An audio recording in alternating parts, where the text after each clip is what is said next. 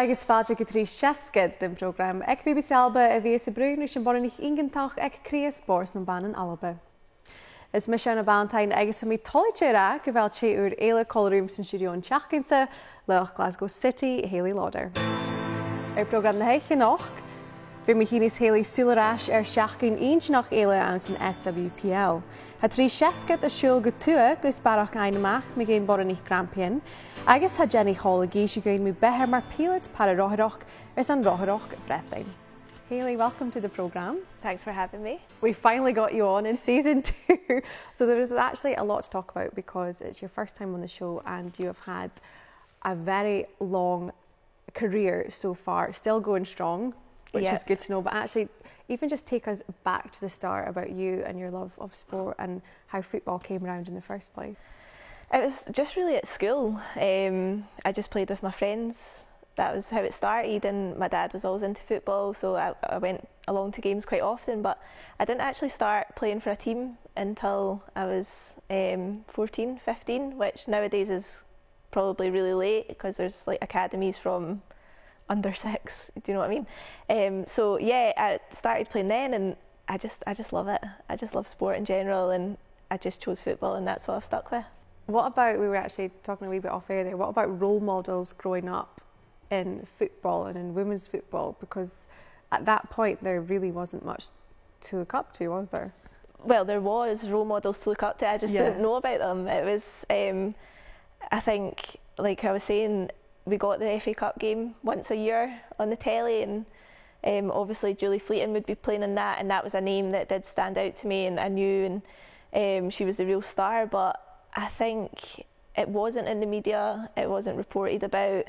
Like you see today with your Erin Cuthberts, Carolyn Weirs, they're household names now. And Murals in Ayrshire of Erin Cuthbert. Exactly, it's absolutely amazing how it has progressed. But yeah, when I was younger, it wasn't so prevalent that there was somebody to look up to. What about your playing career then? Because it hasn't always been in Scotland, you spent some time abroad, didn't you? Yeah, so I played for Spartans in Edinburgh, and then I decided that I would like to play professionally. At the time, I couldn't play professionally in Scotland, so I went to Finland for a year and then Sweden for 2 years, and I absolutely loved it. It was just something different. What about comparing football over there to football in Scotland back then and also now? Yeah, I think back then it was an eye-opener. I think obviously I'd came from Scotland where I couldn't play professionally, although I think the behaviours were professional, certainly, like we always wanted to get better, but over there you can make a living from it, and I just think culturally it was just so accepted that women played football. People came and watched the games, sponsors, yeah, it was just so accepted, and it was a really good environment just for that time in my life and my career to play out there. And Scotland is still getting there. It's improving so much, but there's still a long way to go. But even for you, for your football career since then, so you joined Glasgow City in 2014, over 150 starts with Glasgow City, which is an incredible number, and then over 100 caps with Scotland. What's your international career been like? Absolutely amazing. Loved every second of it. I think, you know, we just had such a core group of players that just had a drive and a will that we were going to get to that first European Championships, and when that happened, I think it was just reward for all the hard work that people have put in over the years. That, you know, there's people that maybe didn't get to sort of live the reward which was the European Championships, but so grateful to them for all the graft, and obviously Anna taking us there. But yeah, like when I was growing up, to think that I would play in a European Championships and also a World Cup, I think, yeah, it's just a dream come true, really. Would they probably be some of your career highlights, life highlights? Oh, definitely. I think to get to that first Euros, it was massive for us. It was kind of a changing point where we realised that we were part of Europe's elite, and all that hard work had paid off for us. And then to go to the World Cup off the back of that, I obviously got my 100th cap at the World Cup as well, and it was just such a special moment. What about life with Glasgow City? Because you don't know anything other than winning the league with Glasgow City. You have won every single time since you joined. Are you feeling the pressure this season? I don't know if feeling the pressure. I think although from the outside looking in, every year we have won the league, but there's still pressures to go and do that. You still have to go out and attain that. And yeah, it has been a little bit, we find ourselves in a different position this year going into the final few games. But yeah, like I always say, as a Glasgow City player, that's just what you have to expect. You just have to stand up and be counted for. And yeah, just going into the sort of last few games, hopefully we'll put ourselves in the best possible position. How much are you enjoying still your time with Glasgow City just now? Yeah, I love it. It's obviously a big part of me. I love being part of the club, and just the things that we've achieved together I think is massive, especially not only on the sporting side but also, you know, women in sport and what the club is all about. I've really bought into that side of it as well, so yeah, I absolutely love it. Cool, well there's so much more to talk about. We will come back to that soon. Thank you, Hayley. Wel hoisiich Boireannaich Grampian an a Davíð Sannéidiúg, ach díreach ní ravarút in the chain chéile noch in pandemic. Inis sé bal cosisiú farpaseach arás, bhríonn sin rí cluicheadair na cluicheadair gus ein amach muna haid cíalchach a bhí cluicheadair son Grampian.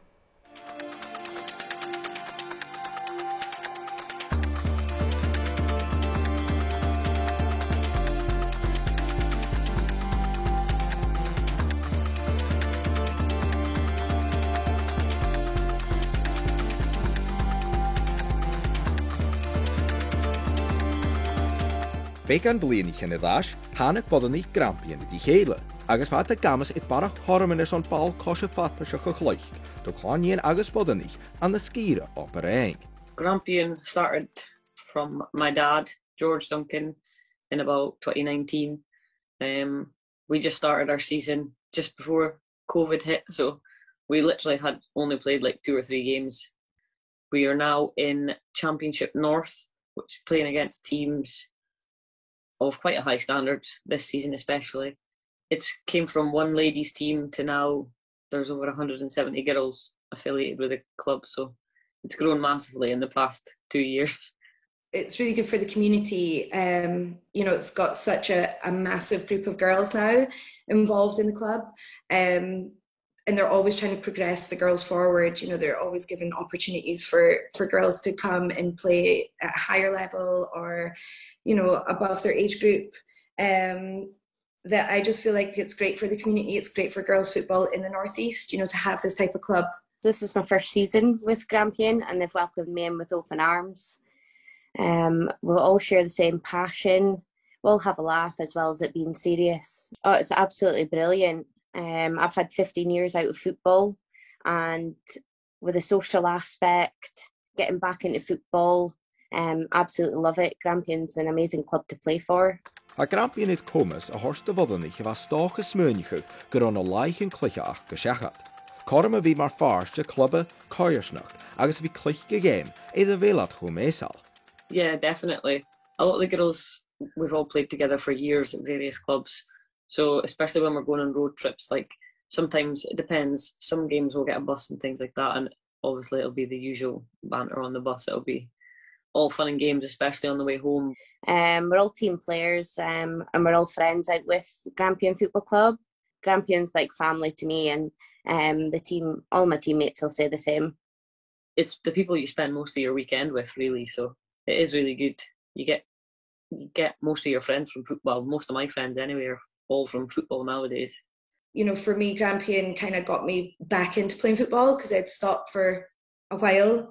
And, you know, all the girls kind of like welcomed me in, and, you know, the manager, Dodd at the time, you know, he gave me a lot of opportunities, found me a sponsor and things, and, you know, gives me stuff like this to do within the club. So yeah, for me, I mean, Grampian kind of got my love for football back again. And just seeing, you know, the younger players coming through, it's given me that opportunity to kind of help them as well, which is great. Chanelo cluba iddi bhí dul ach beic an Cluinnidh, ach mar ha had chavór slíoch chluicheadair a stiachach, do Cluinnidh a ha fiechan di bhí choma, so súringai bhí. In Aberdeen, there's not really much big teams apart from Aberdeen, really. I think we're one of the first that has the full pathway.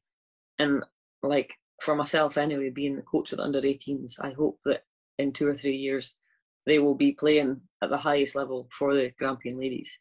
some of the girls in my team the talent they have is unbelievable. So hopefully they can go on, and that will be the Grampian Ladies team in the next couple of years. And they've got the talent for sure to be succeeding in the championship and even higher, some of them. We have younger players training with us on a Wednesday, and you see the older players definitely trying to help them out and coaching them throughout the sessions.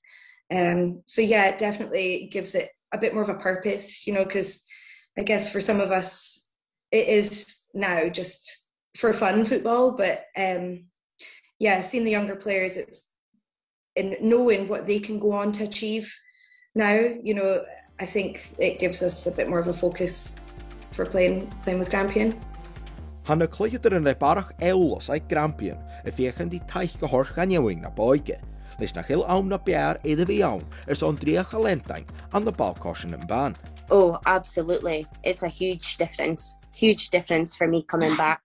I mean, there's a lot, women's football is so big now, and it's amazing for the chances all age groups and the ladies have got now.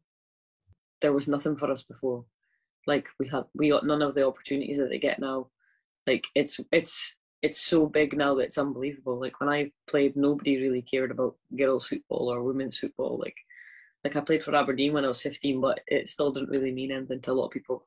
Like at school and stuff, they were like, "Oh, well, you're only a girl, you play for Aberdeen." It doesn't really mean anything compared to Aberdeen guys. You know what I mean? So yeah, it's crazy how big it's got, and there's a lot of girls that I know, even from around our area, that are now playing for bigger teams, like Hibs and things like that. Like it just shows you how far these young girls can go if they stick at it. You know, you see all these girls that have got the potential to make it, and actually for them to see that you can make it, it must give them the drive to go and do it. You know, it's amazing. You know, you see the women's football on TV every week and like all over social media, and these girls look up to the players in the Scotland team, and you know, see if that was there when I was young, I definitely wouldn't be sitting here now. You know, I'd be going away playing somewhere. But yeah, it's a massive opportunity, and just trying to put that into the girls, the younger girls that play for us, you know, that you can go on and make it. Àrd-amasail Grampian sons go Lennart an the bhí leisicha an cluicheadair. Smar sin had the dochas go torsin taichan cluba gus ein sús na ligan out na blinichen the hien. I'd like to see the club growing. It's growing more and more every single week. I mean, we've got younger age groups now throughout the whole club, and the ladies have grown. It'd be absolutely amazing to see us growing as a team, gelling together, and perhaps in the future moving up leagues. Yeah, I mean, they have built some great foundations for young girls. You know, I think the pathway is almost complete. So probably to complete that pathway of having girls clubs at all ages going through. Obviously for us, for the women's team, I would love to see them in 5 years, you know, competing, you know, to get up to the Premier League, if not, you know, the SWPL 1. I'd love to see that. I just wanted to keep growing and growing. I've got a 4-year-old daughter myself, so I'm hoping that in the next couple of years she'll be into football and she'll be hopefully one of the next best things when she's older. But yeah, just hopefully it just keeps growing and growing. What a brilliant story, Hayley. You just know the importance of having a team like this, and actually the importance of having it out with the Central Belt too. No, definitely. I think what they're doing at Grampian is fantastic, giving young girls and women an opportunity, making football accessible, and obviously as well they're a standalone club. They don't rely on the men's side, and I think that is so important. What similarities do you see between them then and Glasgow City? Yeah, just like I said, the standalone part of it. They don't rely on any of the men's side of football. I think as well they've got a full pathway, and I know from like my experiences when I was younger, that didn't exist, and especially now at Glasgow City, you see like the youngsters right up to like the under-19s and then into the first team as well. There's a proper pathway, and I think what they're doing at Grampian is absolutely brilliant. And you know, it's like for the youngsters looking up to the first team, and they can see you and think, right, that's what I can be one day. I mean, you must love seeing them even come to matches. Yeah, we do see them quite a lot. And I think that's something that the club prides itself on, is being visible, being a role model. And they come along to the games with their banners, and it's just great to see though, just that they do have role models, and they can see that if that's something that they want to pursue, that they can play professionally within Scotland, and I think it's so important. That must be so nice as well, because if you're training, you've just got your head down during the week, and then you're turning up to your game and you're playing, and then you're seeing actually that you're making such a big impact on young girls and women, and actually on their playing career too. Like that must. Did you ever think about that and think what you're doing? Yeah, like when you think about it like that, it feels quite massive. But I think at the club, one of our values is that we are role models, and you have to live that every day. Even if you have good days, bad days, there's still young girls that are coming along and watching you. And it's something that myself and the girls find very important, that we are visible and they can see you, and we're approachable. They love coming up and asking questions and things like that. So it's pass brilliant. On your wisdom, your footballing wisdom. They seem to tell me quite a lot what I need to do in the game. What I should be working on. But it's brilliant. Love it. And it's also really nice seeing on the other side for Grampian women, for girls coming back and women coming back who haven't played football for a long time and getting back into it and really enjoying it and showing that it's available for anyone of any age too. Yeah, I think that's massive. Obviously you can play recreationally and not have that added pressure of playing competitively and things like that. And I just think sport has to be accessible for everyone. So if you've been out of the game for 15 years and you want to go back, then why not go and do it? And I think, just the opportunities that they're bringing in the North East for girls and women is just brilliant. What about you and your career? What's your kind of goal playing professionally and competitively? For playing for Glasgow City, I want to win everything. It's not always possible, but I'm so competitive. Obviously I've been in the national team as well, and to get one cap was obviously a dream come true, but then to do that over 100 times, I think, you just have to pinch yourself at times. But just for Glasgow City, I just want to remain competitive and hopefully win some more things. I've got no doubt that you definitely will win more. If we just even look back at SWPL 1, they kind of mentioned there about Aberdeen being up in the North East. They've come up this season and they do seem to be doing a fantastic job. What is it like seeing teams like this come through and giving it a good go as well? Yeah, obviously Aberdeen, they were up and about when I first started playing women's football, and then they suffered some relegations. But to see the way that they are now, the investment that they've had, the backing that they've had, and see where they are now and sort of their progress, I think it's unbelievable. And certainly playing against them, they've got some really, really good young players, and I think the future's definitely looking really bright for them. We do have another team to congratulate, Dundee United, on winning SWPL 2. Again, it's another team, it just broadens out everything in Scotland.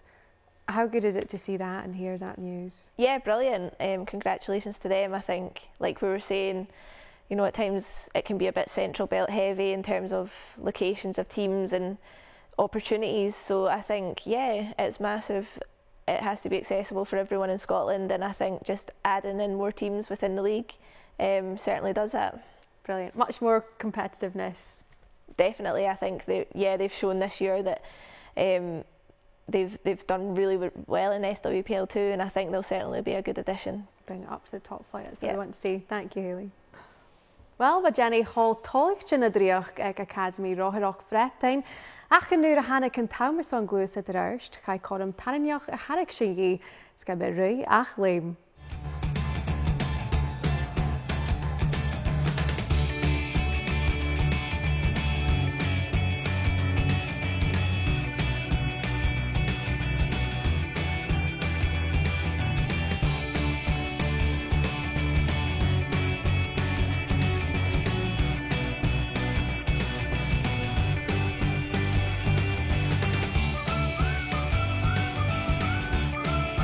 Boireannaich Albannach Jenny Holl is a dóid glán o the mar first the Academy àrd-amasail fretain. Archipan the Hoshika Bruta, son of being a cluicheadair. It was kind of what I'd always hoped to do when I kind of got to like a decent level in cycling, I was like, the academy was that thing that you go for if you want to make it as a professional athlete. So kind of getting on that was like, wow, like it's a really big deal. So kind of moving to Manchester and things was, yeah, it was just amazing. As Stewie 3 bliana ag an academy, Boireannaich Jenny Groiers on route an áireachach, nu the knock program hararach, glach in Coram. It was obviously, it's a funny moment because it was kind of, this is the end of a part of my career, but I wasn't leaving knowing that I was leaving cycling. I was still staying at British Cycling, staying in professional cycling, and it was almost like I was stepping sideways. So it wasn't like a sad moment. It was kind of just a change, really. So when the Paralympics and the Olympics were postponed in 2020, the girl who was the stoker on the sprint tandem, she actually retired. So British Cycling did a big search for a new sprint stoker, and in the process they also found some endurance stokers. So they had all these new VI riders on the squad and no one to pilot them. So it was kind of a case of they needed some pilots anyway, and I was in the process of leaving the academy, and they went, well, do you want to try it? So I was like, yeah, absolutely. But Jenny na carriage the Sophie Unwin, got the race at the of Callachs machine that Gida could toshig and immerchach at the Hayley. So I had I think it was literally maybe 4 sessions. And then I went to a weekend where I met Sophie, who I rode with in Tokyo. And then 2 weeks after, literally 2 weeks after the weekend I met her, she came back up to Manchester again, and we did like a fake hit out, like a practice race. And for both of us, we were still so new. But it was like, here's a tandem, off you go. I know how to race a bike, and I think I might not know how to race a tandem, but I know how to race a solo. And it's just been, so Sophie's learning to race completely, and I'm trying to translate what I did know onto the tandem. So it's been a real learning process for us both, and it's nice to be able to kind of be new at the same time. Horsich G-Shach Genu Gleva agus Vinnigat Beunor ag Farpers na Crinne on the Dabile is Harichet. Agus the Noorsen Chaite Third Gunna Gemichin on the Tokyo. The selection was done for that event before we'd ever raced. So we weren't even considered for selection for that event. But then we did quite well at the World Cup out in Belgium in May, which was, I think, maybe just over a month before the Worlds. And because we did quite well there, at the last minute before Worlds, literally a week before, they were like, well, maybe we take you to Worlds. We can reconvene the selection panel last minute and we can take you to Worlds. And I was like, oh my God, this is crazy. So it was so unexpected. When it was initially suggested to me to try the tandem, I was told, there's this opportunity. If you want to throw everything at it now, there's a 5 to 10% chance you could go to Tokyo this year. And this was in maybe January. And I was like, 5 to 10%, it's not going to happen, is it? But I was like, it's a good opportunity. I'm willing to get at everything. So then when we finally heard we were going, it was just a bit like, can I take a moment to go, wow, all the kind of last minute, last chance things, they just all fell into place. Horsing Jenny agus Sophie beun etiquette agus beun uach. Ingantach leis gorod haast, oors and spars. We kind of went going, so it was our first track race, the Paralympics. So to come away with a bronze medal in the pursuit was like, wow, we'd kind of gone in with no expectations.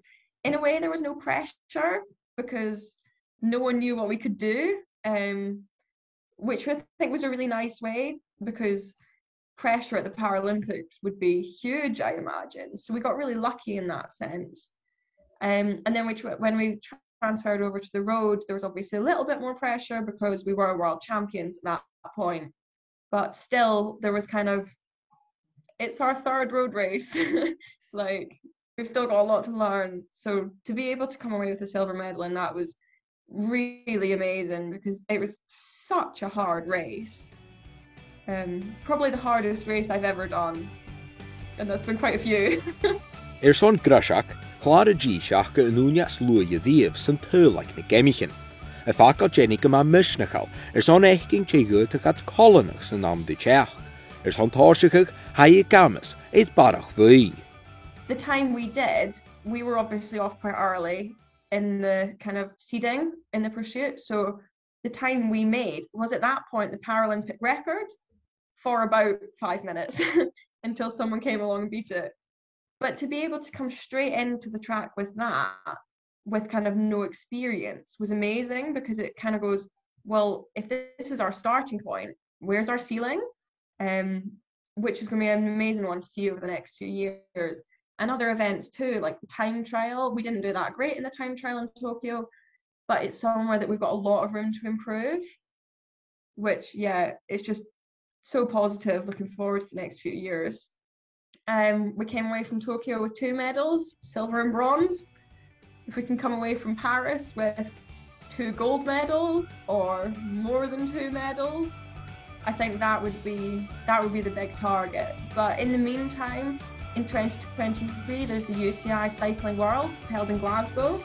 That's a really big goal for me because obviously it's a home event. So yeah, that's probably the big one.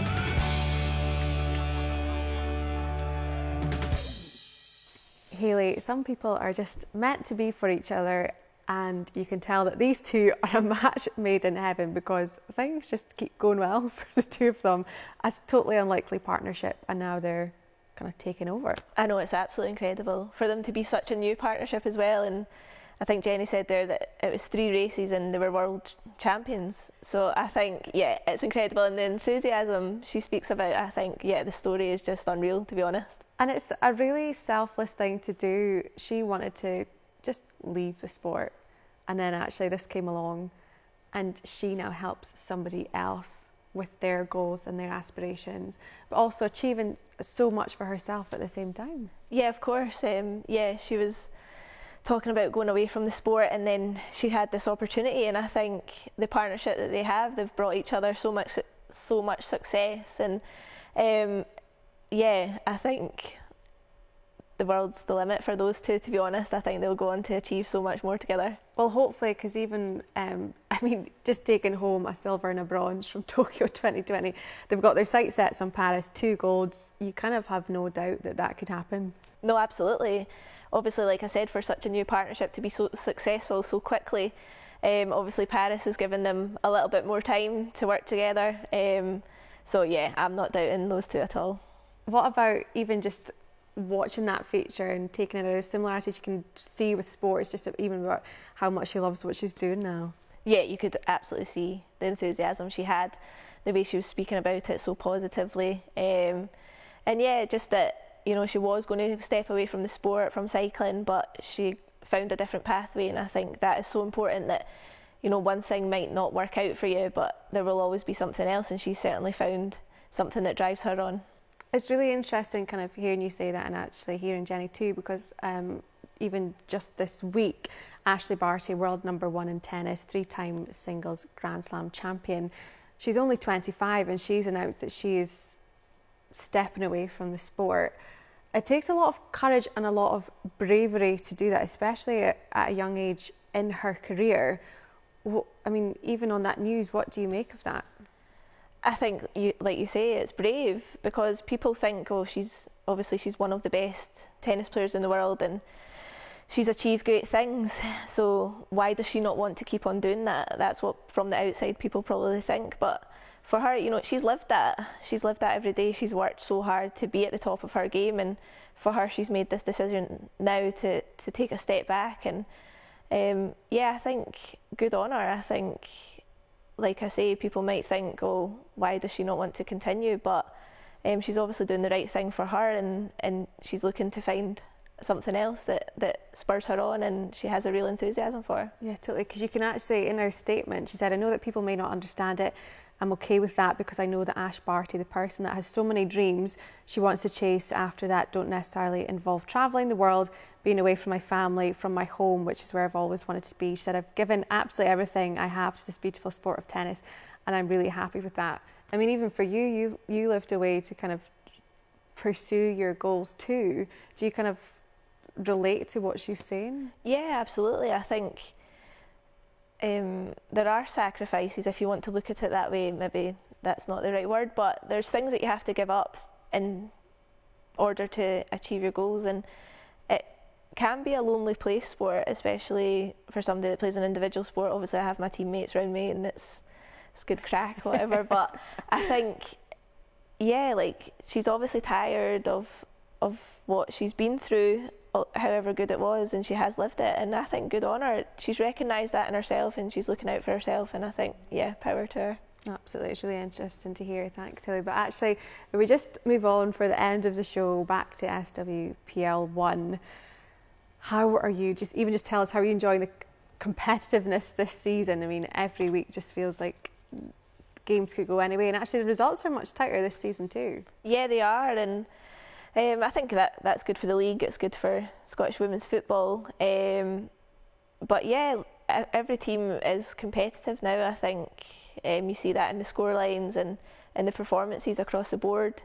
Yeah, it's coming close. It's sort of the business end of the season, and we have left ourselves with a good bit of work to do. But yeah, we just need to, it's so cliche, you just need to take the game at a time, but you do, like, you can only play what's in front of you, and hopefully we keep picking up maximum points and it puts us in a good position. You've got Hamilton at home next. They are bottom of the league. It's not been an easy season for them, but I know for you, probably looking ahead to that game, are you thinking even goals? Because you never know, this season could come down to even goal difference at some point. Yeah, it could, but what I would say is, obviously we've played Hamilton previously, and it's been tight games. There was one that was a last minute winner to get us the 3 points, so it has been tough. So I think we can't really go in thinking about goals. Obviously the 3 points is what's most important, but yeah, we are looking for a positive performance, and hopefully we can put our qualities on show and yeah, get the 3 points. And I presume title is still your aim this season, 15 in a row? Yeah, like I said before, we have given ourselves a bit of work to do. We're in a bit of a position, but we're still there. It's still achievable, and yeah, it's going to be exciting going into the last few games. Brilliant. Well, Hayley, thank you so much for joining us this week. It was great to have you, and we'll get you back soon. Perfect. Thank you. Wel, sin airson yn noch, ca program eile ac yn gaibnach iachgain nid y fies Boireannaich Grampian colorroom sy'n studio. Jen Keen sioch gyfel sy'n length yn BBC ALBA ar YouTube son y hwyl ffys coch iangel chiri 3 siasgad ain. Agus nach diach yn chyf, gybi gem fo SWPL hyn, biodys sahar nes y chien, le Celtic y cluicheadair BBC ALBA. Hys yn sef yn ahyrys.